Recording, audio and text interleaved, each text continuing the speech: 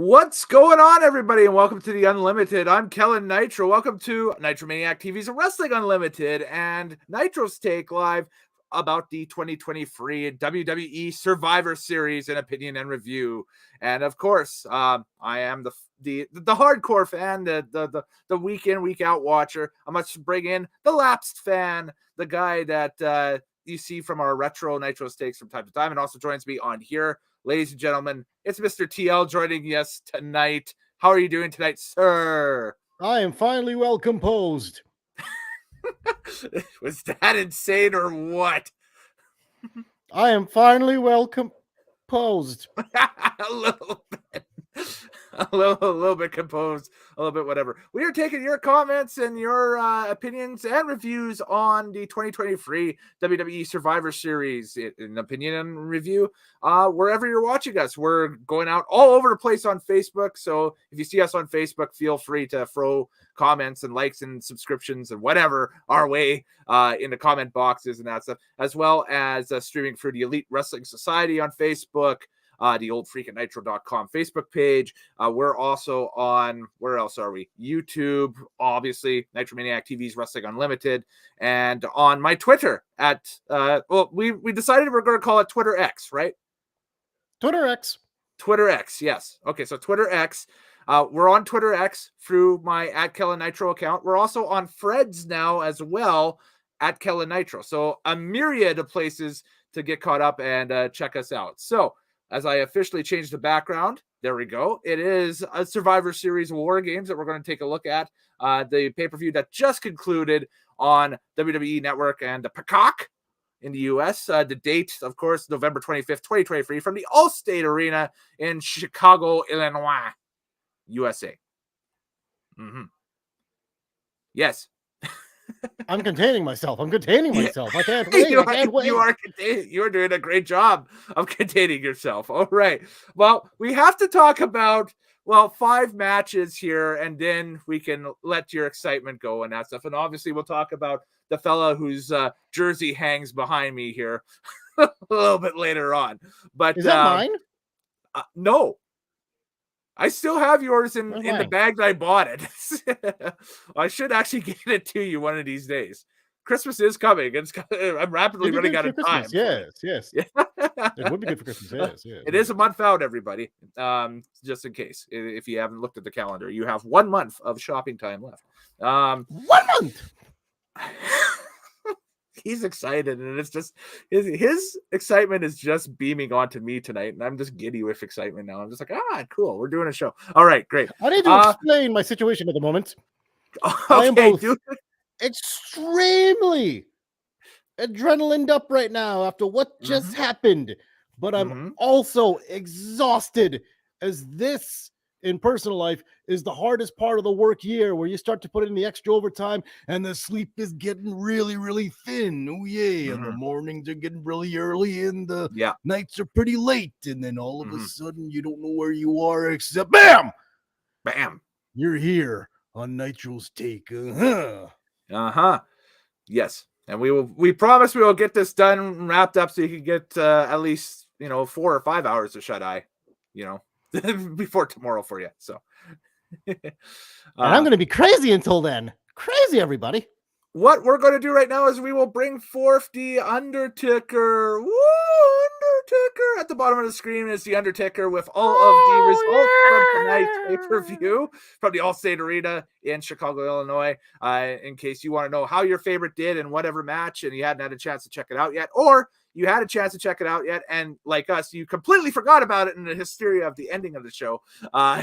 There it is, all down there and that stuff. And, like I said, if you're joining us right now, shout out, welcome, hang around, ask questions in the comments and that stuff, and we'll get to them as the show continues. So there we go. Let's start with at the start of the show. There's the logo. And the opening contest was the Women's War Games match.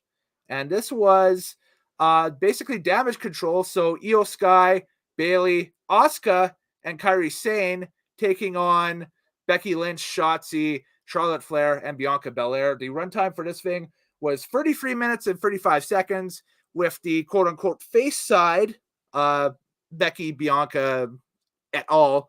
taking the win over the damage control side. Was this potentially the lead up or the beginnings of a Bayley face turn tonight? That's been kind of the underlying discussion on the interweb since this match has happened. How?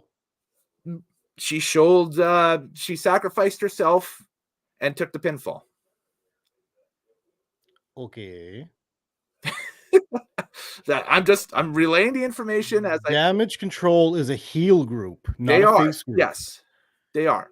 So how does that make her a face to be on or to side with Damage Control even further? That's my argument. Yes, there needs to be a little bit more. To me, there needs to be a little bit more that we see going forward in order for that to actually, I guess, grasp itself. That idea, the concept itself. Damn sense. No, right now it doesn't. That's the thing. Like, it's too, but there seemed to have been, as soon as that match wrapped up, there was this underlying belief that, oh my God, Bayley's turning face. This is the start of it. I don't see how. She sided with her side instead of going with the good guys. She remains loyal to the bad guys. Yes. How is this a face turn? Yeah, I don't get it either. Or I think there might be more of a chance of her getting excommunicated from the group, but you could see that kind of shaping up over the past month or so. Again, that would make zero sense because she just showed loyalty to the group. That's exactly right. Yeah. Yeah. So either the writing is crap or people don't quite know what the story is going to be yet. I think probably the latter is because the writing, I think, has been not perfect, not exceptionally good, but it's been better than it has been in past years, right? So, not good. No, not good at all. You're not thinking? Good. No, okay. A lot of stuff that doesn't make any sense. What did you think of the match itself? So remember when we were talking about this last year for the War Games? Mm-hmm. War Games is supposed to be a brutal match based on ripping each other apart with your bare hands and the cage surrounding. Yes. Because the wrestling ring is not supposed to be a safe place, and you add cage to that, fencing all around the edge of two rings, that should be enough to be dangerous. Except this became a weapons match immediately. Well, it's lost a lot of the luster that since they took the roof off of it. Because don't forget, back in the day, WCW had the roof on the thing. And now but remember back in the day, they weren't doing 17,000 stadiums, were they? No, they weren't doing, the hockey and indoor arenas, basketball arenas of today. Yes, they were doing little 10,000 seat arenas. Yeah. You put a roof on that thing, and everyone on the top deck will barely be able to see what's going on.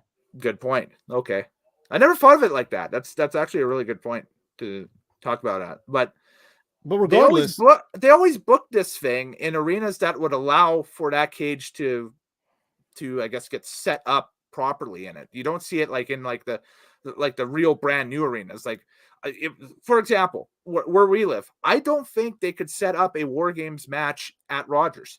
Sure, they could. The Jumbotron's too big. No, it'll be fine. I think the Jumbotron's too big, and I don't think it would work. I dare you to set it up. No, I'd like to see it happen too. I'd love to see it happen too, but I don't think it would happen. That's but to the actual point of the match itself, I hate that they use weapons in a War Games match because that's not the heart and soul of what War Games is. Yes, they've completely lost, or maybe they just never knew what War Games really is all about, and they need to go all the way back and check that shit out and see the original War Games. They like to talk about Dusty Rhodes and his legacy and everything like that, and bringing War Games to professional wrestling. And I don't think they've ever bothered to look at those matches. They just like the idea of two rings encased in fencing. My quick thoughts on the match itself. I thought that, again, much like last year, the build up to the match beyond portion which is the portion that happens in the ring when all 10 competitors, or in this case 8 competitors, are in the ring. I thought that it was sloppy at times. I thought that there were a few blowing spots in that little bit. One that was really hilarious was Shotzi trying to direct, I guess, Bailey and what was it, Io or something like that, where to lay so that both Shotzi and I think it was Becky could get top rope moves, and it was kind of funny. Forgive that a little because it didn't sound like communication between. It didn't sound like cooperation. It sounded like you were asking your partner to go do something. It's like, hey, tag partner, set that bitch up so I can land on her. Yes, kind of thing. I didn't think like it didn't sound to me like they were saying, hey, that's that spot. You roll in place. Let me land on you. It didn't sound like that. It sounded more like they were talking to the partner. So I'll forgive that a bit. Yeah. What the hell were they going to do with that garbage can that they couldn't figure out? The one that got kind of zip lined up to Io that she jumped off. That was supposed to happen, and that was supposed to happen. Done. Yeah, that was a homage back to one of the earlier NXT War Games that she did. So yeah, and because a lot of people may not have seen that. Now they see it as like, oh my god, she jumped off the top of the cage with a garbage can blocking her vision. I put it on Twitter. I love that spot. I think that's one of her signature spots. No. Early on, somebody brought a garbage can into the ring, and then they had no idea what to do with it. It was the first person to bring it in. It might have been Shotzi. It might have been Io. I think that was Shotzi, I want to say. Or did Shotzi bring a chair in? I can't remember. She brought a whole bunch of stuff. She brought chairs and she brought she might have brought in the trash can with that, because she did. You're right. She did bring in a bunch of stuff. So I think it probably was Shotzi then, if that's the case. I don't know. It would have been Shotzi, and Kyrie brought in a chain, and not Kyrie. Io brought in a chain. Kyrie brought in the lid of the trash can. Yeah, that move, the spinning back fist with the trash can lid, sick. That was insane. I love that. It did not work the first time, and I thought that was hilarious. And then the second time is like, there you go. There's the dollar store aluminum foil sound we wanted. Yeah, boom. That was good. Yeah. Yo, oh my god, go for it. Do Io and Kairi Sane not understand that they're heels? Why are they trying to get the crowd in the match with hand claps? Stop doing face shit. Yeah, I don't know. That's something I noticed too. Is that why was they need to kind of be briefed on their role a little bit better? Yes. Also, why did Kairi Sane skip to the ring? Bianca didn't even do that, and that's her gimmick. I don't know. Don't skip to a War Games match. Yeah, it's crazy pirate thing. Maybe, I don't know. She's not even a pirate. She's a futuristic glow in the dark Kairi Sane, I guess. Yeah, the cyberpunk pirate, I guess, or something. Yeah, I can't really explain it. Whenever somebody joins a Damage Control, they get all of a sudden all cyberpunked up, and it's like, okay, I don't understand this. And somebody years ago, now I can say it's years ago because it was last year, tried to explain to me, okay, well, they're supposed to be basically free of the 7 deadly sins or something like that or whatever, and I'm like, okay, great, but still it makes no sense. And then somebody else thought it was like a drug reference where, Bailey's marijuana and then Io's LSD or something like that, and I was like, nah, that's BS. You're faking too hard there. Leave it alone. You're either thinking too hard or taking a little bit too much of that shit that you just probably mentioned. Yeah. Nobody can 3 of the 7 deadly sins. What the fuck? It sounds Japanese enough to be that, but it's just maybe. Yeah. Why would you do 3 out of 7? That's stupid. Look, the point is, those two, especially Io and Kairi, I don't know what they are. I don't think they know what they are, and they're doing the wrong shit. Yes. Stop it. Somebody, I don't know if you need to get them a translator to explain the shit, or they need somebody up top who knows what's even going on and just saying, go out there and do what you're good at. We can't tell you anyways. Yeah. Somebody pay attention here. Yeah. That's the thing too. And going forward, I guess we wait and see, because they announced the next pay-per-view. There's nothing on the main roster going forward in December. It's right straight to Rumble now. So they have plenty of, I guess, lead time and that stuff to flush them out a little bit more. And the Rumble is kind of a throwaway match anyway, because you know who you're going with, basically, even, I guess, worst case scenario night of the Rumble. So you have 6 weeks to figure it out.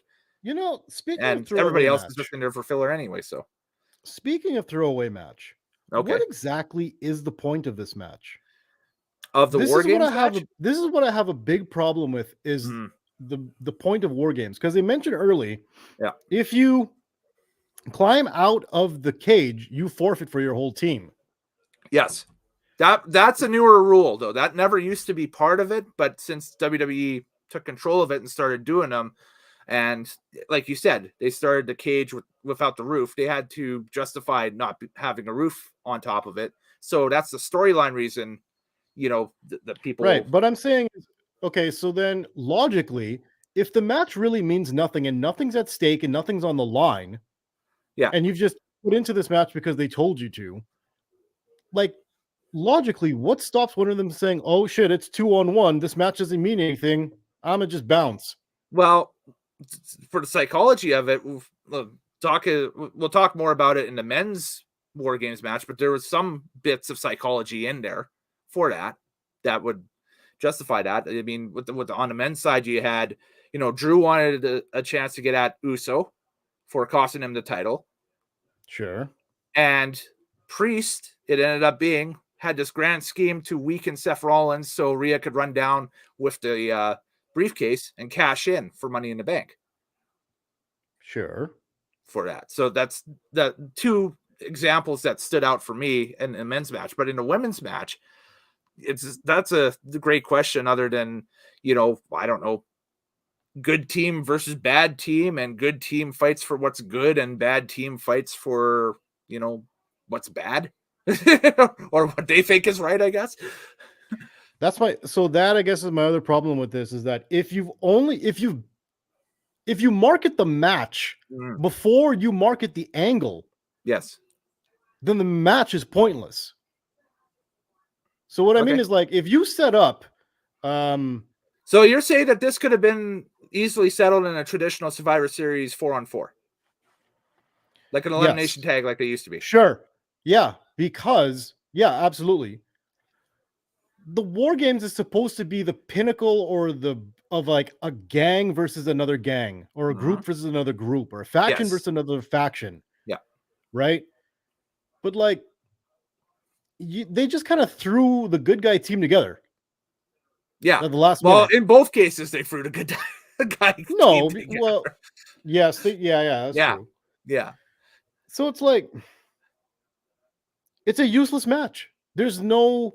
Last year, it was the Bloodline versus the people that the Bloodline have wronged. Well, that was a cool War Games. Yes. Right? Yes. Because that made sense. It's like, you guys are this like full-out group. We need to take you down, type of thing.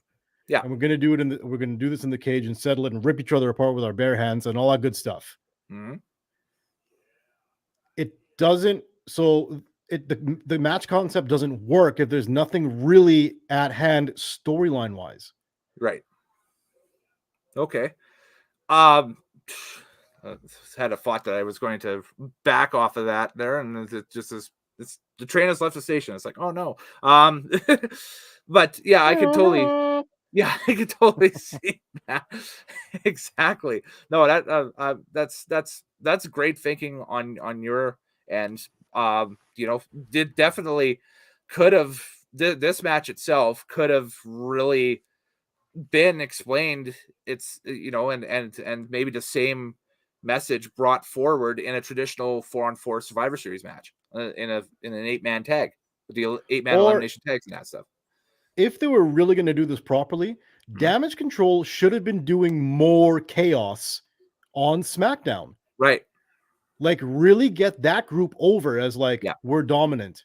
Right. Not just have one person be the champion and just walk on and just keep going. I'm just been like, throughout segments that even aren't their segments, beat the shit out of people.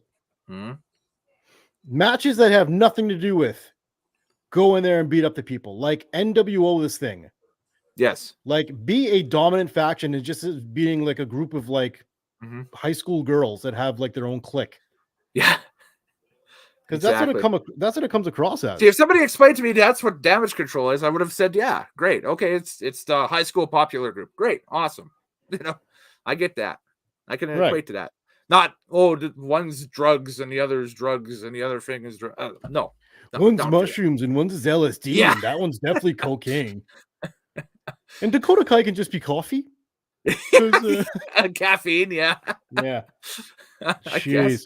I did like in this match, I did like Dakota with the trash can and the rappel line, sending it up to Io, and Io grabbing the rappel line and pulling the trash can up for her for the famous spot there. So that was crafty. That was very crafty. Dakota Kai gets her Bobby the Brain Heenan Manager of the Night award from me for that. So yeah, okay, I'll give it that. I'll give Caffeine her due. Let's see. Is she Coca-Cola? Is she cherry cola? Or is she a no sugar Coca-Cola zero sugar? I'm not sure. Or is she Diet Cola? I could easily run into the Dr. Evil bit right now. She's quasi evil. She's semi-evil. She's the Diet Cola of evil. Just 1 calorie, not evil enough. Okay. Now, what's his face? Becky Lynch and Charlotte essentially bury the hatchet and hug in the ring. Yeah. Which I legit thought would have turned into a suplex, but okay. They just have a very aggressive hug. It was a very uneasy hug, and I think we're going to see more from that kind of, move as the weeks and months continue here and that stuff, because I would have popped if Bayley had an objection to the hug because she used to be the hugger. That would have been so good. I would love that. Yes. Like just her melting down and just breaking and just be like, no! That's my hugging! That's my gimmick! Just having a PS. You can't do that. No. Post-traumatic distress syndrome, PTSD. Yes. There we go. Just having that kind of Vietnam moment about seeing a hug. Oh, that would have been great. Anyways. The Doors starts playing in the background in her mind, and there's this white flashes, a black and white film of her giving hugs to Izzy back in the day, and the whole this is spliced in with her like slicing up the wacky waving inflatable filling on tube mans. Exactly. It's apocalypse now, but it's in a wrestling ring. It's funny. It's when we talk about selling and facial expressions in the ring.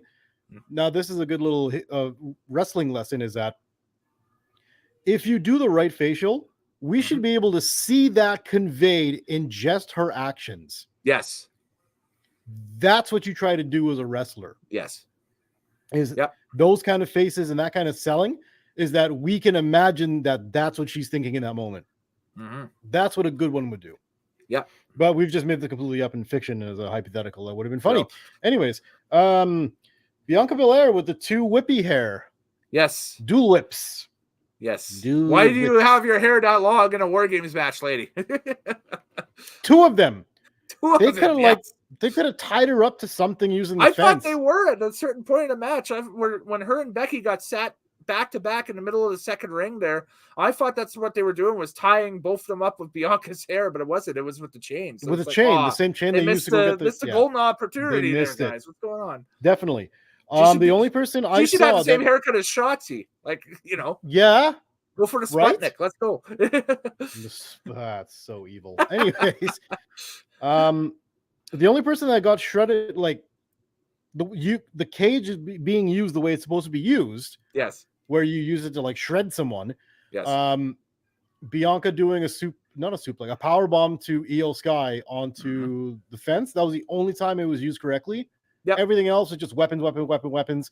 And friggin' Asuka bringing in her own colored candlesticks. I was like, are those lightsabers? What the fuck is it? Oh, yeah, it's a candlestick. They're just colored candlesticks. Yeah. What the hell? Yeah. I mean, the fire extinguisher spot was kind of cool because Asuka did the mist into Shotzi's face, but then later Bianca hit the extinguisher into Asuka, and then that was kind of neat. Yeah. Ending was a little contrived, if you will, but a little bit, yeah.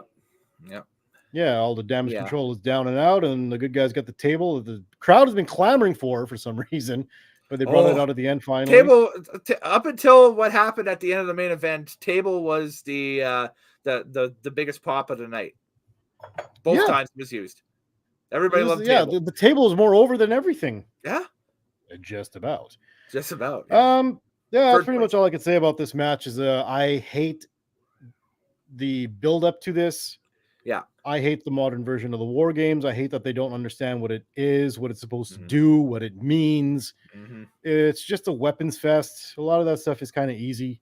Now, it's not for lack of effort. Every woman in that match, they work their ass off, and they always do, but they really work their ass off. But it's just like, you guys you're not working smart. You're working hard. You're not working smart. Yeah. At all. And you're not really accomplished. You could be accomplishing so much more if you just had that wrestling knowledge. Yeah. That IQ. I remember what I was going to say now. Okay, here we go. Go ahead, do it. I'm doing it right now. Okay. Do it. So, as we've discussed on the Retros Nitro takes in the past with our good buddy CraigPFraser, in which we will be doing another one tomorrow night. Details are forthcoming at the end of this if you want to know more. Oh, yeah. Survivor Series in itself is basically WWE's All-Star game. Yeah. Yes, it is.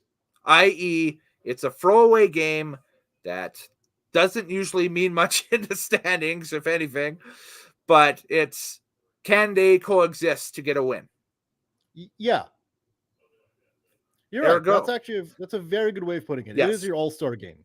Yes. And ergo, a few years ago, they figured they owned the license, they owned the property for all WCW stuff. War Games was WCW's version of said deal. Of can they coexist, all-star game, whatever. Yeah. And so they tried it out on NXT to see if the buzz would be there and that stuff. They're doing the same thing right now with Halloween Havoc. Like, I anticipate Halloween Havoc probably becoming a main roster pay-per-view here, probably in the next 5 years or so. They'll use it because they have that right to do so. You know, why they don't bring back Starrcade, I don't know, but whatever. But that's nobody wants Starrcade back. The old timers want Starrcade back. Starrcade is a knockoff version of WrestleMania, and we all know it. Yes. Well, the problem is all the old timers are getting signed up at a competition, so there'd be nobody able to go and represent the old timers at the newest Starrcade. Yeah, you basically just have all the kids of all those old people. I mean, I'm sorry, Tony. I'll go to the wall for you tonight, but man, it's getting tougher every week when you're trotting out Ric Flair as your newest signed superstar to your federation. It's like, I don't know about that, but anyway, you're not getting on that woo energy drink. Yeah, woo energy. Yes, there we go. Speaking of the ads in the first match were kind of atrocious, kind of all over the place. There's ruffles all over the place. Hey, get used to it. Get used to it, man. You got to make their money back off the pandemic, right? So there we go. You know, even though the pandemic was like one of their hottest years somehow. Yes. Well, everybody's it's just like, if you think about watching any other sport, whether it be soccer or hockey or basketball or football, the advertisements are all around your playing surface, be it a rink, a field, a court, whatever. So having the Ruffles sign all over the ring and then the LED lights and stuff around there, it just, to me, made it feel a little bit more sports than anything. So I'm not against it. So out of these two matches, this was out of these two War Games matches, this was the one that I liked the least. However, I have a sub poll going on my Twitter right now at kellennitro. If you want to go check it out, where's my handle here? There it is, right there at kellennitro right now on Twitter X, I should say. Twitter X. You can go and check that out. There's the poll for Match of the Night, in which we'll reveal at the end of this what you guys voted for. And there's a sub poll on which War Games match you liked better, the men's or the women's. I like the men's match a little bit better than the women's match, but it's up to you. You vote on that. Sounds good. Yay. Okay, next contest. Just because we almost spent as much time talking about the women's War Games match as there was in the match. You know, as long as the match was, I should say. We've got Gunther taking on The Miz for the Intercontinental Championship. Gunther is the Intercontinental Champion going into this match, ran 12 minutes and 20 seconds. And Gunther defeats The Miz via submission in 12:20. I thought it was a very passable match. The crowd perked up when Miz started firing back and almost got the near fall with the dirty tactics and that stuff in a low blow while the ref was putting the trying to put the turnbuckle back on the ring and that stuff, but only got the 2 count. And that was the closest he ever got to beating Gunther. And Gunther's big long title reign with the Intercontinental Championship continues, and I don't see really until maybe Rumble or Mania next year a need to really get that belt off of him. I think that it's pretty rock solid where it should be. So he'll end 2023 as the Intercontinental Champion unless they want a huge rating spike on Monday nights for something. And to be honest with you, there's not really a need for that because they're going to lose out to Monday Night Football anyway over the next few weeks because we're getting to the middle of the Monday Night Football season and people want to see the matchups that are coming up and everything. And then we got Christmas and nobody cares. And then we got New Year's and nobody cares. And then you got 3 weeks to Rumble. So if you're going to do a title change, why not do it at the pay-per-view then, if that's the case? Yeah, exactly. So. In terms of this match, I don't know, whatever. It's The Miz. You know he's not going to win. No, of course he's not going to win. So he's going to give you a good match, though, and it was passable. It was a good TV match. He tries hard. It was a decent match. There's nothing wrong with it. I mean, Gunther's good. Miz is all right. And you kind of feel what the ending was going to be anyways. Yeah. It wasn't really a surprise. Not that every match needs to be a surprise. No. It is kind of nice, like, you don't know who's going to win going into this match. When you're like, okay, he's definitely not winning and that guy's definitely losing. Yes. It takes a lot of steam off of it. So, good effort by both. Skippable. Yes. Very skippable, for sure.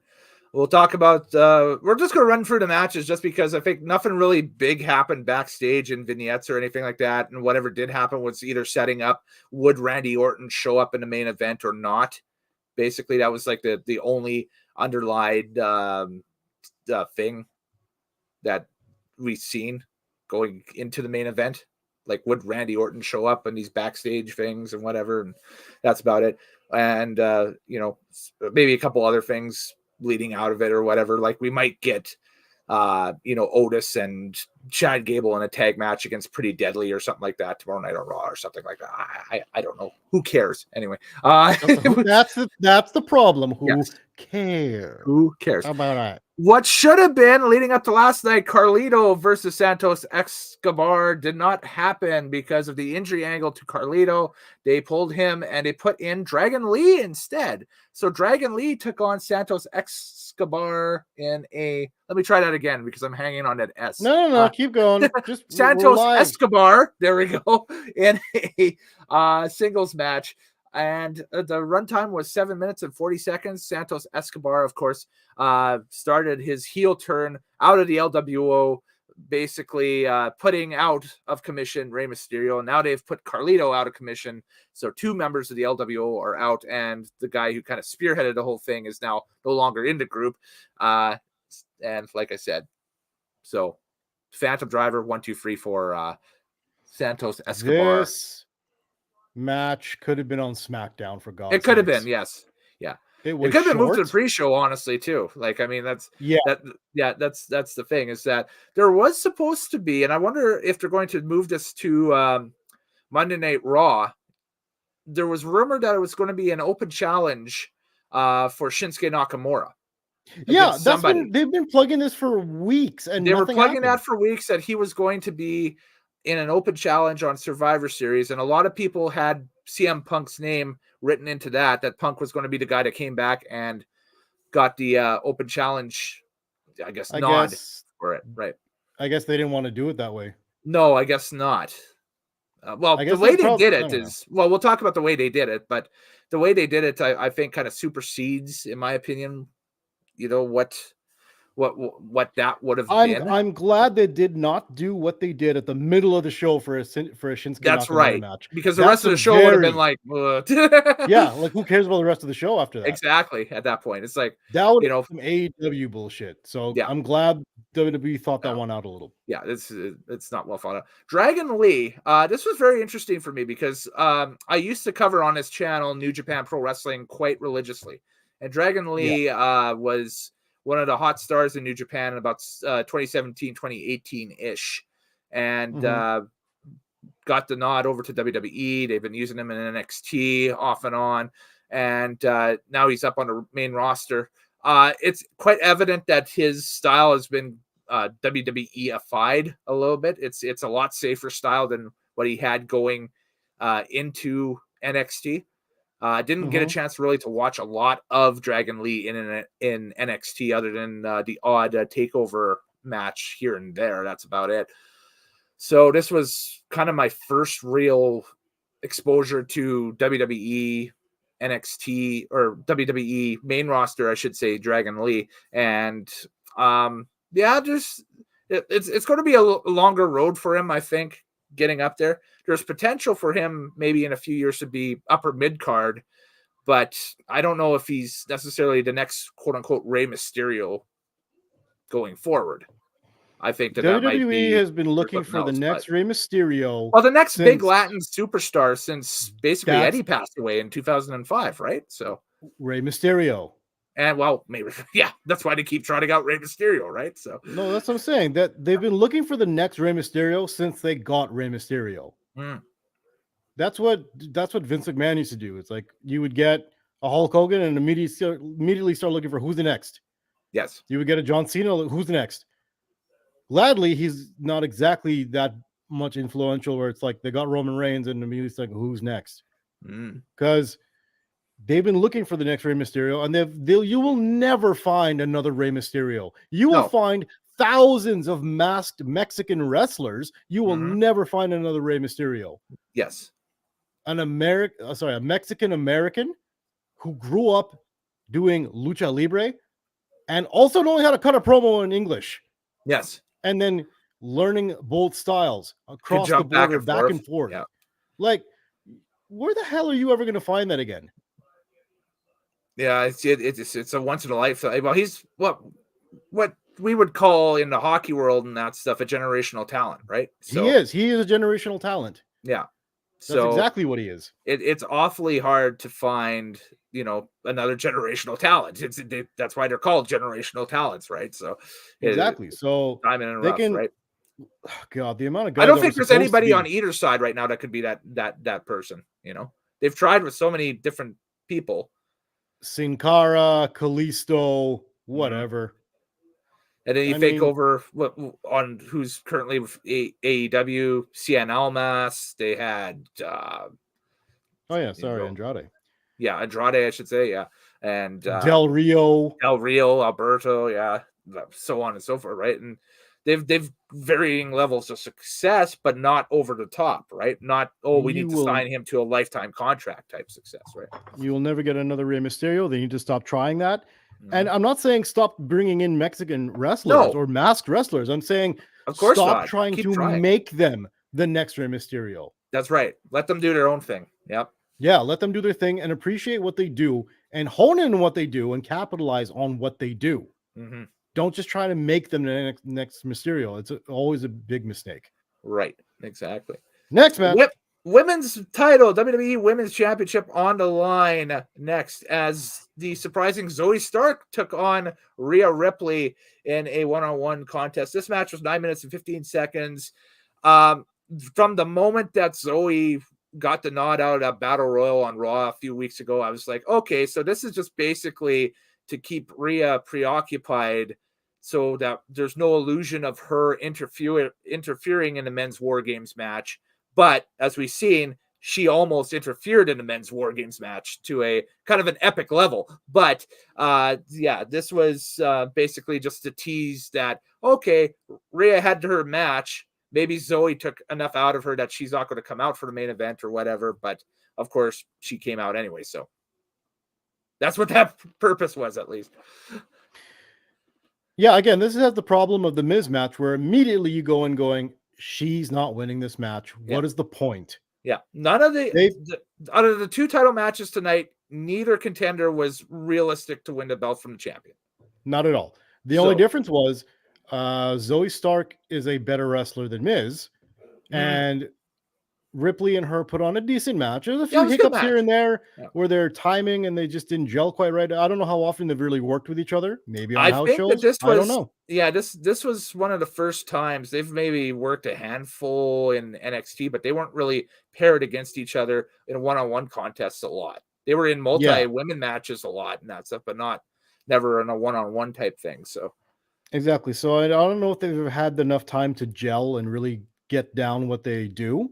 Because they're both good. They just a little misses here and there and a little complicated and but again, full effort from both of them. They're both extraordinary. This match though was still a meh, whatever, you could skip kind of match because you know who's going to win.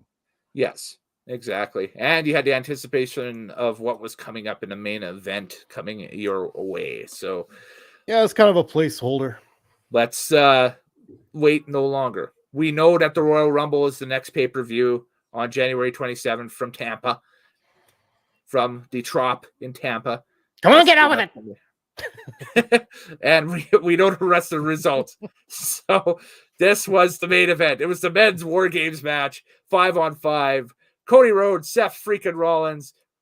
We had Jey Uso, Sami Zayn, and the returning Randy Orton. We'll get more on that as the match unfolds here, versus Judgment Day and Drew McIntyre. So the complete foursome of Judgment Day, which I guess now McDonough is a part of Judgment Day going forward. That development happened while I was kind of away, not watching Raw for the past few weeks, doing my Southern California thing for Drag Files. But and then Drew kind of has this uneasy alliance with Judgment Day coming in.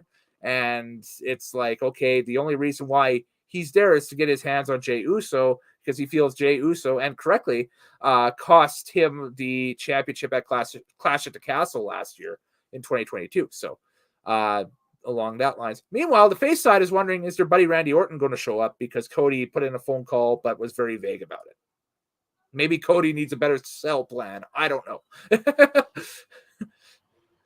I never thought he would wrestle again. Randy Orton?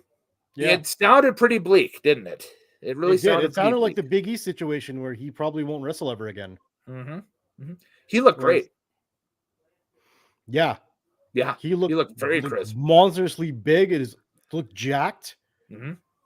Yeah, looked really good. Excited, playing to the camera on his way out. So, Yeah, doing a little Cena thing there. Yeah. I think he saw Cena came back, and all these guys probably got a group chat, and it's like, oh yeah, well, I'm coming back. Watch this, Yeah. It was good to see him though. So the whole match, you kind of think in the back of my head, I'm like, I wonder if CM Punk gonna be there. And you know what? Throughout the entire night, there were CM Punk chants that would start, and then you would immediately hear boos because not that they didn't want CM Punk, it was just like they didn't want to believe it. They don't like, please don't get my hopes up. This is WWE. He ain't never coming back. Never coming back. Don't get our hopes up for no CM Punk, man. And that's why every time they started that chant, they would shut it right down because it's like, that's right. He's not coming back. We need to let it go. Things in AEW didn't work out. It just is what it is. So now as this event keeps going on, the match is what it is. Everyone keeps bringing in weapons. It's Weapons Fest 95. 2023. It's just they have a lot of good spots. There was a lot more anger in this one, a lot more aggression. There was a lot more meaning in this match because you really wanted to take down the friggin' what's the name of this gothic cult? Judgment Day. Thank you. I blanked out for a second there.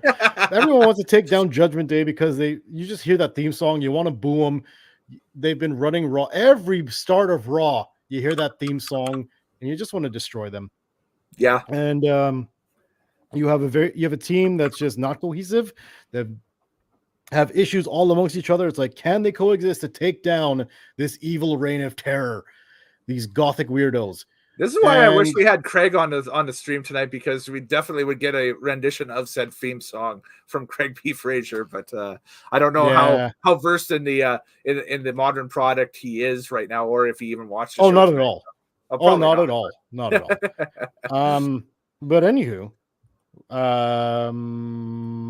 yeah, this one had a lot more meaning. This one had a lot more. It was just better. This was a better War Games match. It didn't have the same weight as last year's War Games match. No, did, but last year's War Games match had like nuclear implications to it. Like that one was a definite. No, you're gotta watch this. This is part of the Bloodline storyline. You gotta check this out. This one was kind of like, okay, it still had the feeling of, okay, it's kind of a little bit of an optional, but you know, there's some interesting things that could happen here, so maybe check it out. Yeah, but you're definitely right. I mean, you felt the weight of like, this one is just not as going to be as good as last year's. Last year's was cinema, as the kids say. Yeah. By the way, before we get to this big finish here, there is a lot of missing talent on this pay-per-view. Yes. There's no Roman Reigns. There's no LA Knight. There's no Kevin which was shocking. Yes. Yeah. Because I thought that if they went ahead with the open challenge with Nakamura, I thought that if it wasn't Punk, it was going to be LA Knight. Interesting. In that spot, because you got to, LA's got to start racking up the wins here if he's going to be used in some sort of role.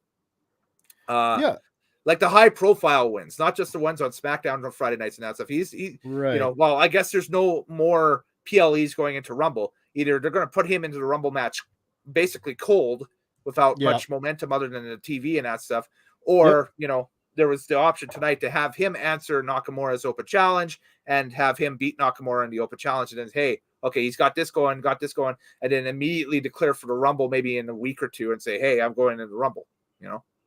Yep. Yeah. The way I done it. But. Very true. He doesn't have, no, but it's true though. He doesn't have a lot of those pay-per-view wins to kind of rack up there. He has to really rely on the TV product to get him over. I mean, whatever you throw at him, he seems to make it work. So yes, good on him, and he's going to make it work. And we'll see what he does. So maybe they're thinking the minimalist approach of him.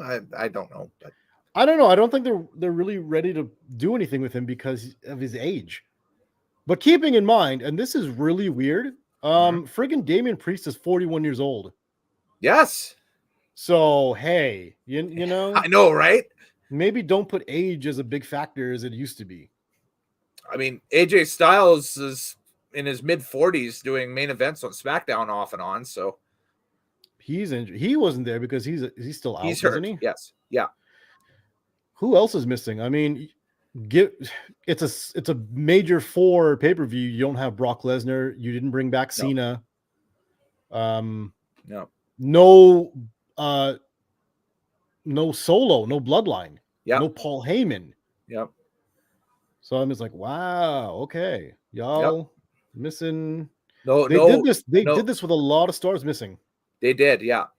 Which kind of gave it, you know, they kind of gave it the takeover feel, but it also, I think less was more tonight. That, I mean, we'll talk about this more with the general wrap up of everything, but it kind of, at first it was very glaring, but then once you got into the show, it's like, oh, okay, I don't really notice it. So, you know, it's still Survivor Series still happening. Crowd sounds like they're into it. So I noticed it because I'm like, this is a big pay-per-view with no Roman Reigns, with no Bloodline. And then I think about last year's War Games, which is like such a big shining spot of that Bloodline storyline. You fast forward to this one, it's like, this one is nowhere near as impactful. Right. Now the appearance by Randy Orton was pretty cool. Because they go like, it's 1-on-1, 2-on-1, 2-on-2, 3-on-2, 3-on-3, 4-on-2, blah, blah, blah, blah. And then eventually the good guy's cage is empty and there's no sign of anybody. Yes, we're talking on the 5-on-4, and the face side has to put in the fifth person to get the official match beyond started. Yes. You know, and that's where the pinfall submissions or escape to cage stipulation takes place. You know. Yep, and you hear one last CM Punk chant turn into a mess of booze, and then you hear Randy Orton's music hit. You're like, okay, Randy's here.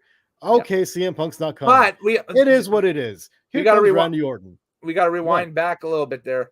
This is Why? the first music we hit is not Randy Orton's music, but Ripley's music. She comes scooting down with WWE official Jessica Carr because technically, and I didn't find this out until earlier in the day, and credit Brian Zane of Wrestling with Regret for putting this out here on Twitter. The lead up to the match beyond technically doesn't count as a match of any type. This is still guys entering the ring for the match. Yeah, just the way War Games works. So you could hypothetically cash in on the champion if the champion's in the War Games match and laid out. And that was Damian Priest's big plan, was to have the champion war out.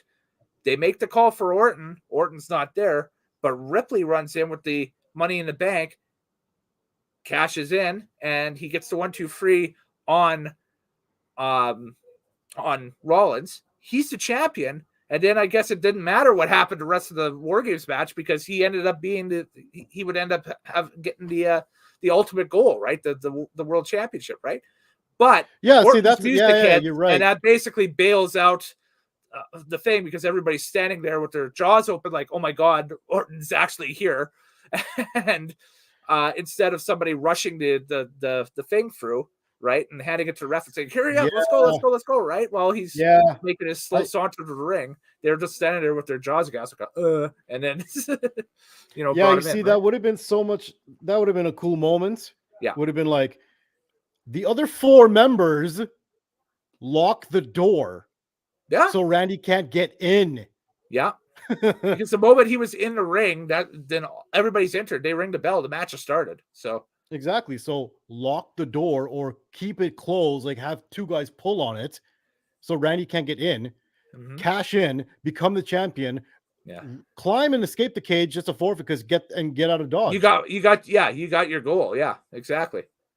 Or, you got your guy, his goal that he wanted. No, 5 of us are going to stare at one Randy Orton thing. Oh, God, what are we going to do? What's it's only happen? 5 of us on one guy. Yeah. Yeah, just stand there. 5 of us on one guy coming back from a double neck fusion surgery. Exactly. Let's all stare at him. Piss in your pants. just longingly, just stare at him. Ridiculous. Are you a pigeon? The logic, the lack thereof. But yes, there we go. Anyways, so yeah, but so match beyond begins. Orton, like we said, looks great. Hits his greatest hits basically in there. But the only thing he didn't hit was the head kick. I did not see the punt. No punt for Orton. No punts. Yeah. Yo, speaking of things that we didn't see, what the hell was with the camera tonight? There was missing spots left, right, and center. Oh, the switching? Yeah, it was terrible.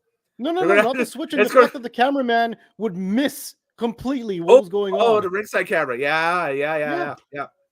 Like it'd be like, oh, there's Orton with it. He just hit a thing on the guardrail. Like, what? Where?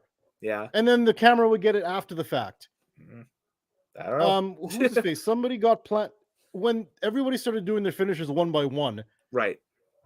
There was an RKO, and then somebody hit another cutter. Somebody DDT'd somebody in the middle, the little metal spacing in between the 2 rings, and the camera didn't even see it.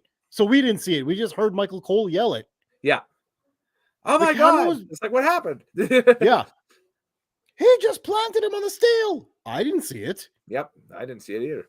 Because the cameraman was missing shit all night. And I'm like, what happened? This is supposed to be WWE. You have supposed to be the best people in the industry. It's ridiculous. Well, their presentation for years under Kevin Dunn has been kind of suspect. We know that. So that's nothing new. It's been worse than trash. It's been hot shit. Yeah. Steaming pile of freshly laid shit. And that's the thing that keeps these, as much as you hate to admit it, that's the thing that keeps these other promotions in, somewhat competition with them and that stuff, is that they have better production values. That's the thing. I don't know about that. So that's kind of a stretch. I'd agree. I'd agree with myself, obviously. But what do you mean? Like nothing is presented quite like WWE. I'm just saying, like lately, like with the camera stuff, it's been weird. Yeah, the other sides, like the other promotions, just simplify it. That's it. They're like, we can't go there, so we don't go there. And then sometimes you Let's watch not your talk about stuff, the and other it's like, why do you need promotions. to go there? I'm not talking about the other promotions. I don't think much of them. Yeah, I know. Orton hit a hellacious RKO off of Mick Nobody. on McDonough, yeah. I call him McNothing. His premium live event pay-per-view main roster debut too was that. Yes. But basically, Seth and Sammy had him up in the corner, almost out of the cage in the corner, and they pulled him back in, set him back down, threw him off into an RKO. I'm like, well timed, well done, just beautiful, good shit. And this was the first time somebody with the Rhodes last name was involved in a War Games match since Pop Quiz. What do you think? What year? 99? No. Was it in 1994? 1994. Oh, okay, there you go. Both Dusty and Dustin Rhodes were involved in War Games that year in WCW as they took on Terry Funk's team of wacky hillbillies, basically. Nice. Yes. I was gonna say that's why I picked the late 90s. I'm like, I bet you Dustin is the last one to do it, not Dusty. Yeah. Interesting. Yeah, well, okay. Dustin was there with Dusty in 94, so there we go. So, yep. Until tonight, that was the most recent time, and then Cody's in there in 2023. So there we go. So even though Seth wants to take on Cody, and even though Orton wants to go after Uso, and even though Drew wants to take down Judgment Day, yes, and also Mr. Uzi, with all this stuff going on, and Sammy trying to keep the peace. Yes. But he did a great job at. Yes, he did. He's become I thought he did a really good job. Program. He's the glue in that whole program. God, I'm so surprised Kevin Owens wasn't a part of this. It's just weird. I know. It felt wrong. I thought that when they said on Raw that they needed a fifth member, I thought that Sammy was going to make the call to Kevin. Right. And they kind of teased it a bit. Apparently he did, and Kevin said no. Yeah, so that's the storyline reason. That. Yeah. So. And it wasn't LA Knight. It was okay. It was like really Randy Orton, and he showed up. Randy Orton showed out, and the good guys won. And the good guys didn't attack each other at the end, as you always kind of think. I'm like, they were celebrating. They were celebrating. I'm like, Randy's going to hit one of them with RKO. I know it. He's going to do something. Nothing. And then all of a sudden, random CM Punk appearance. No, God, no. You rushed it. You rushed it. I won't. I take it back. Rewind. So everything's good in the world. All the hands up. The five guys are the winners, and you see the little logo at the bottom of the screen that says that's the end credits, everyone, and it starts to zoom out. So the All-State Arena. So everyone's cheering the good guys. Yeah. CM Punk. Cult of Personality starts playing. The crowd goes so ballistic, the sound goes funky in the arena on the microphones. You see his logo. You see all the flashes. You see his videos playing all the sidetrons and everything. And I'm like, no fucking way. No goddamn way this is happening. And you have flashbacks to what people were talking about on Twitter with Austin Theory and Grayson Waller. Yes, I really did. With Punk's music or something. Yeah, like they were going to walk out and they were going to be assholes and troll everybody. Yeah, that's actually what I was thinking. Like my heart was palpitating as this happened. I'm like, please don't troll me. Come on now. You got me with the pop. And it was CM Punk. Yes. I'm like, oh my God. Yeah. It is my favorite wrestler in my Mount Rushmore here. I never thought I'd see him in WWE ever again. Yeah. And there he was in all his glory in his hometown of Chicago with everyone going nuts because, like I said, there were chants of CM Punk and they policed themselves into stopping because they didn't want to believe that he was ever coming back. They're like, just let him go, man. He's our guy, but it's over. Right. And he's back. And he's here. He's in WWE. Out of nowhere comes CM Punk. I screamed. I absolutely screamed. Did the neighbors call the cops? No, I'm just kidding. They should. I mean, probably. Yeah, Anyways. I mean, But hey, that was my reaction was not genuine. I mean, like of what I just did of me going, "Oh my god, oh he's here, oh dear, oh my." That I was like, it's like, is what I actually did. And your scream was in the middle of, like, I don't know, Michael Winslow and the Hurricane a little bit. Michael Winslow? Yeah, Family Matters, or was it Steve Urkel? Carl Winslow. Carl Winslow. There we go. Yeah, I think Michael Winslow was the guy from Police Academy that did the sound effects. Yeah, that's right. He's a sound effect. Yeah. It was, yes. There we go. Yeah. Pop culture reference right coming at you on Wrestling Unlimited. It screamed like a little girl as I saw my favorite wrestler return to a company I never thought he'd come back to after everything that's happened. It's been thousands of days since he's been with WWE. And wow. This was Punk's first pay-per-view PLE appearance. Obviously since All In earlier this year on the AEW side at Wembley when he beat Samoa Joe in the opening contest. And also this is Punk's first WWE appearance on a pay-per-view since the Royal Rumble of 2014 in Philadelphia. Yeah. This is crazy. Yeah. This is nuts. Like, so almost 10 years. If he declares for the Rumble match, that will be his first, and he doesn't, step in the ring prior to or whatever. It'll be the first time that he's been in a WWE ring in competition in 10 years exactly. A decade. Is Raw in Chicago tomorrow? I don't believe so. I think that they are. Where is Monday Night Raw? I will Google that for you. 1 second. Okay, you Google that, because I'm saying if it's in Chicago or anywhere in Illinois, I'm gonna be watching. I'm gonna be watching Raw for the first time in a long time to see CM Punk. Tickets. Do I want to buy Monday Night Raw ticket? We'll use the ticket things to see there, and that's upcoming. They've announced for WrestleMania. We know that. Blah blah blah. All dates. What about Monday? Apply. What do you mean? What's going on? Drat. So, anyways, yeah, I can't find it. I might have to be watching Monday Night Raw regardless, because if CM Punk's going to be on there, that's money. If you know where Raw is, put it in the comments, please. Oh my God, WWE just got AEW's real world champion. Yep. He never lost the belt. He beat Samoa Joe live in Wembley.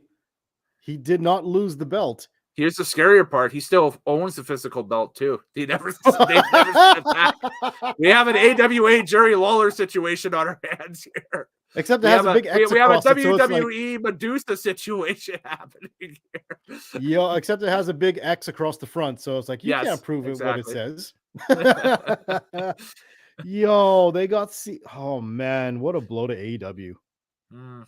Yeah, as we talked about leading up to this and that stuff, we'll rehash the two things that we joked about. First of all, I don't think this is the case or not, but would it be just hilarious that he just was brought back for that one appearance at the end of the show? And it's like, well, you want to see CM Punk? Here he is. All these years. Yeah. Here he is. And kind of like when they bring out like an old legend.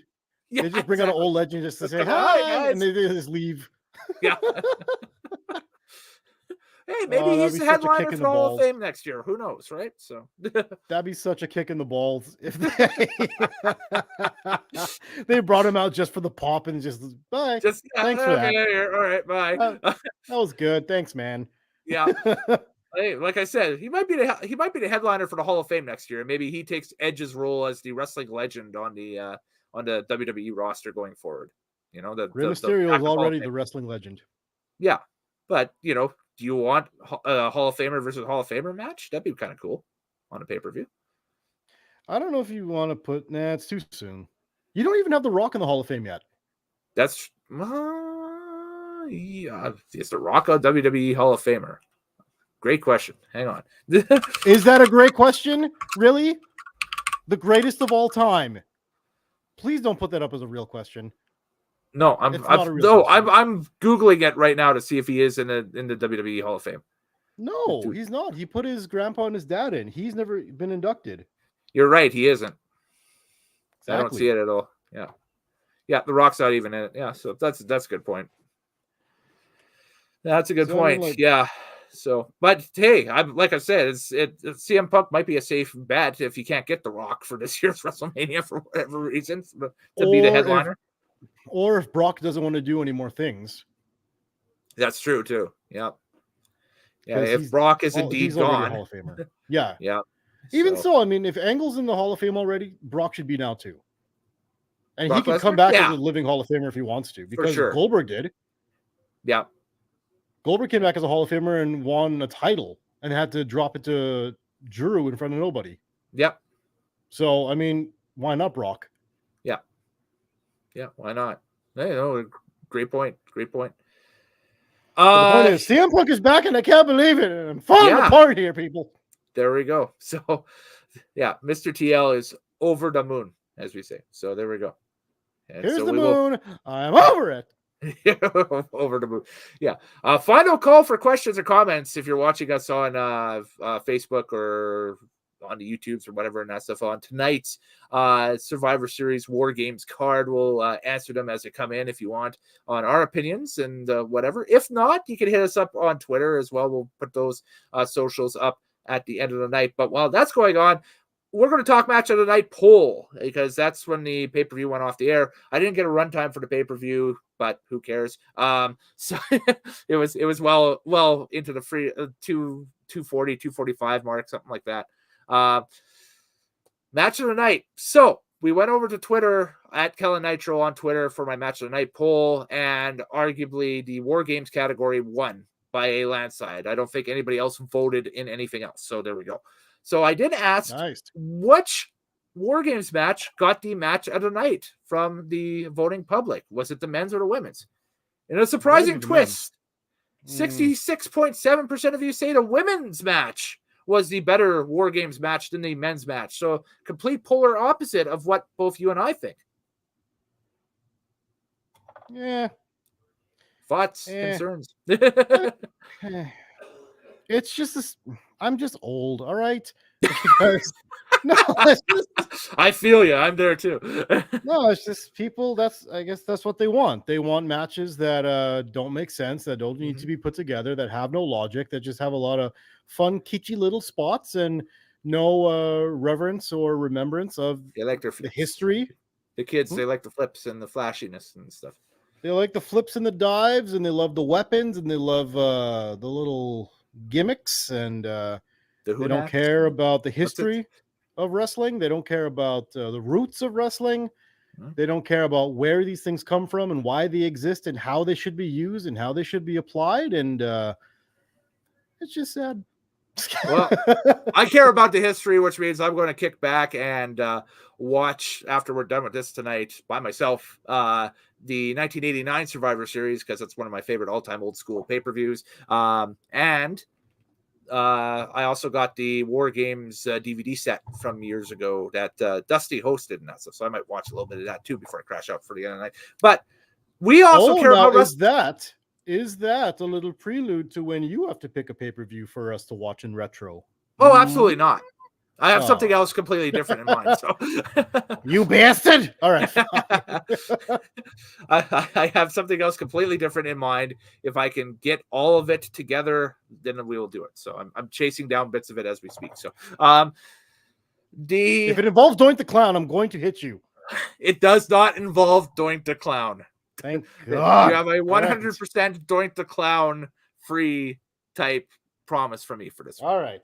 I'm happy about that. All right, I'll do your thing. I'm even saying that on stream tonight, folks. So Scout's Honor, 100% Doink the Clown free thing when it comes to my turn, which is right after the pay-per-view we do tomorrow night, which is the next time we come to you on stream, as we're going to sit down along with CraigPFraser at 8 p.m. Mountain and take a look at Icon versus Icon WWF WrestleMania X8 from Toronto, March 17th, 2002. That is tomorrow night, Sunday, November 26th at 8 p.m. And for a better look at this, I will tell The Undertaker to rest in peace. So there we go.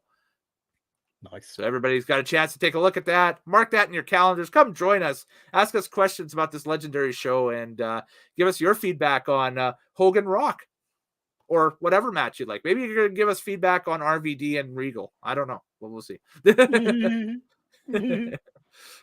So that'll be good. Oh, we got to do our rating. All of it. We have to do our rating thing out of 10. The rating gimmick. So I'll go first this time. Rating Go gimmick. I'm going to give the Survivor Series for this year, 2023, a stunning 8 out of 10. An 8 out of 10 because of the men's War Games match. I thought that it clicked all the boxes. Obviously, because of the historic nature of the event now, because of the return of CM Punk, making his first WWE on-camera PLE PPV appearance since 2014. The return of Randy Orton as well. WWE getting some heavy hitters back. And I thought while the middle ground matches were, television matches at best, they didn't suck. They were passable. So, and the women's War Games match, once you got into the match beyond bit and that stuff, was quite good. I thought once they got all 4 or all 8 competitors in the ring, there was some neat spots. Like I said, I am in love with Io and that trash can spot. From the top of the cage. Sorry, you paused a lot there. And if anything, I'm more in love with Kyrie than anything else. But there we go. But she's prettier, obviously. Yeah. Ain't nobody match up with wifey though. But Io got tone. She got that tone midsection. I've seen Io Sky wrestle in person before and that stuff, and she toned. Wifey. That's all I gotta say. That's all I gotta say. Wifey might be going and signing with the other guys here early 2024 once she's healed. Yeah, we'll see about that. I don't think so. Anyways, okay. I'm still thinking. If you're new to the channel, it's Sasha Banks. Yeah, it's Sasha Banks. Yes. Yeah. We got newbies watching probably tonight, so we got to explain the back lore a little bit. So, giggity.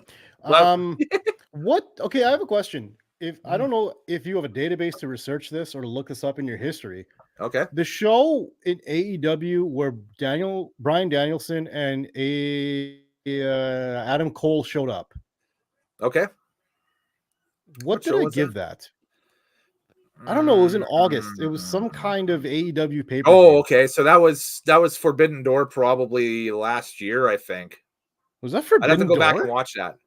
I think so. The New Japan thing. Were you on with me for that? I can't remember. No. I was there when Bryan Danielson debuted. Oh, maybe it was All Out. Then, if that was the case, it was probably an All Out. Then, if that was it, over Labor Day weekend type thing, like late August. Yeah, I guess so. Yeah. Okay. Okay, so that would have been All Out. So I'd have to go back and take a look and see that. Okay, never mind, because in a sense, I don't have it written down or anything like that. Once I put it in the thing, it's on stream way, and in the podcast. But I would give this pay-per-view the same rating because the pay-per-view itself was whatever, but the ending was so spectacular that I gave it what I gave it. Okay. I just don't remember what that number was. So I guess we'll just play it safe, and I will also jeez. Because this is such a landmark moment for WWE. It is. For the ending alone. Yeah. But the rest of the pay-per-view was very decent. I will say that WWE does have a track record of those in the past with past events in their company's history of having endings to pay-per-views that were so great, but the lead up to the pay-per-view was fair to midland at best. Right, lead up to the main event, right? Or the ending of it. And also in comparison, last year's men's War Games was so much better than this year's. Way better. Yeah. Way more stakes. It felt way more heavier. Yeah. I'll give this a 7. A 7? I'll give it a 7. That's fair enough. Yeah, sure. I'll give it a 7. Which means it's good. It's not great. Mm-hmm. It's good. And that's accounting everything involved. Fair enough. There we go. Yeah. And now I will scour through and see what you gave All In 2022. I think that was All In 2022. It was either All In 2021 or All In 2022. Yeah, I think it's 21 or 22. Yeah. I have to go take a look and see for sure. I think it's 21. It might have been. Yeah, because they've been with AEW for a while now. It's like a year plus now, right? Maybe 2 years. Well, it would be 2 years if it's been 2021. Fact checkers, hit us up, please. We're treading for water here, but it's all good. We appreciate you. Thank you for checking it out for sure. Yeah, if you dig this content, like I said, we're going to be streaming again tomorrow night with WrestleMania X8 stuff. It'll be tinyurl.com/Nitromaniac TV to subscribe. You can hit up Mr. TL on Twitter with your news, notes, and opinions. He wants to smoke as always.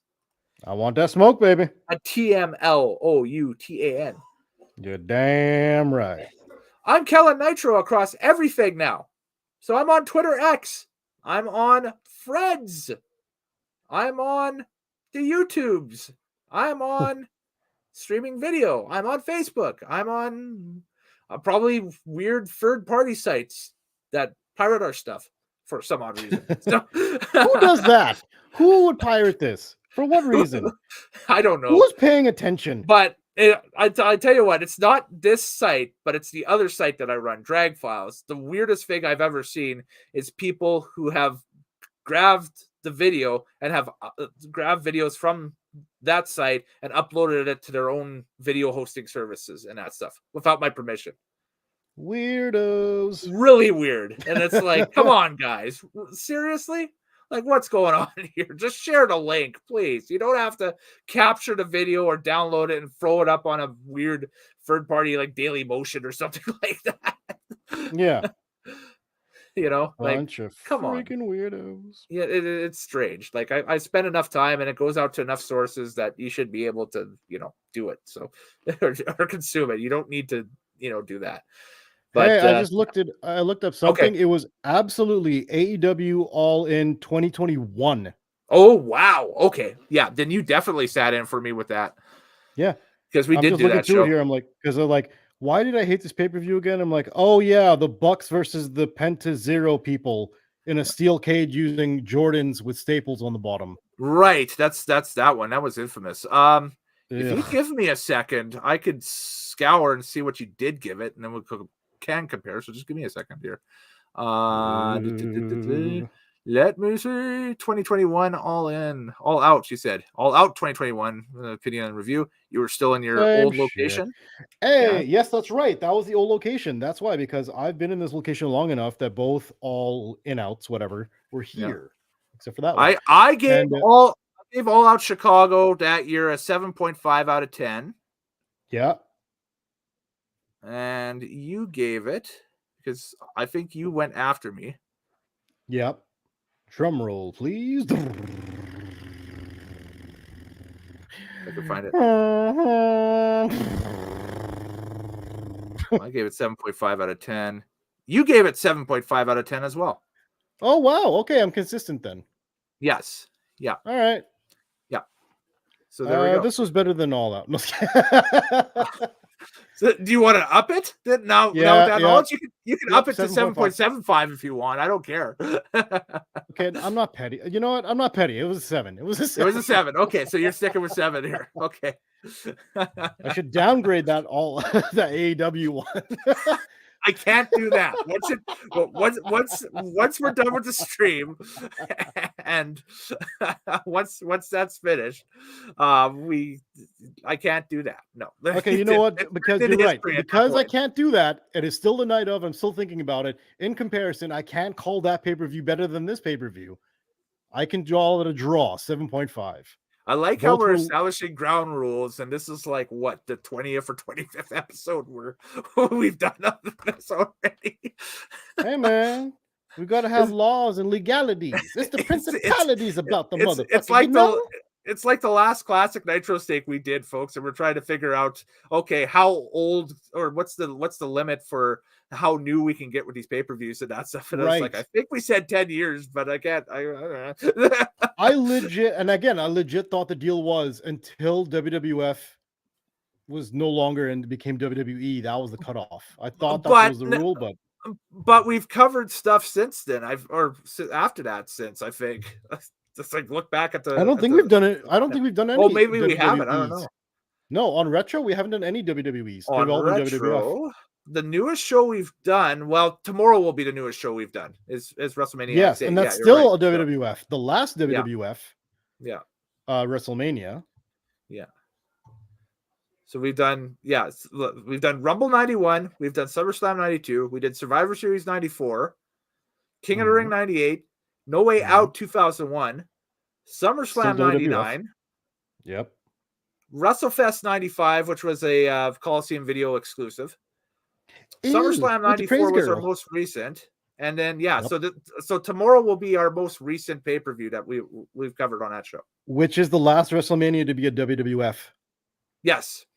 Yeah. So we've held actually true to this thing that I thought was real, that we've our retros can only be in WWF and not E. But okay. Right. Right. Which makes me rethink my choice that I was going to throw at you guys here, but I might just throw it at you guys anyway and just be like, okay, well, here's something outside of the box for December because it's kind of timely. So, all right, I'm very curious to see what this is going to be. Yeah, it'll be fun. So, but anyways, that's it for tonight. I think we've discussed this one to death. We wait and see now what the fallout is now that Punk is back in WWE's good graces, that Randy Orton is now back in the picture. It seems like some of the big players are being identified for this year's WrestleMania coming up in Philly in 2024. This was the last main roster pay-per-view PLE of the year from WWE. The last, I guess, network special is some sort of, they got an NXT deadline takeover thing in December sometime. I think it's like December 9th or whatever, or 10th. Who cares? Whatever. Yeah. And then it's all Rumble hype, I guess, now starting tomorrow night. It starts in earnest already. The Royal Rumble. It's like Christmas starting every year sooner and sooner. But instead of, we're not going to, barf up Christmas decorations before Halloween here, folks. So today was my Christmas. Well,